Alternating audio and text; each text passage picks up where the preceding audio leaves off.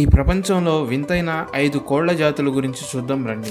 సెరామా chicken. ఇది Malaysia దేశానికి చెందిన ప్రపంచంలోనే అతి చిన్న కోడి జాతి. ఒక పెద్ద సెరామా కోడి బరువు కేవలం 250 నుంచి 500 గ్రాములు మాత్రమే ఉంటుంది. అయితే ఇది ఒక టీ కప్పు కంటే కూడా చిన్నగా కనిపిస్తాయి. Number 2, Sultana chicken. ఇది టర్కీ దేశానికి చెందిన అరుదైన కోడి జాతి. ఒకప్పుడు ఓట్టమన్ సుల్తాన్ల రాజభవనాల తోటల్లో మాత్రమే ఈ కోళ్లను పెంచేవారు. తలపై పెద్ద ఈకల కిరీటం, దట్టమైన గడ్డం, కాళ్లపై కూడా పొడవైన ఈకలుంటాయి. అంతేకాదు సాధారణ కోళ్లకు 4 వేళ్లుంటే సుల్తానా కోడికి 5 వేళ్లుంటాయి. Dong Tao.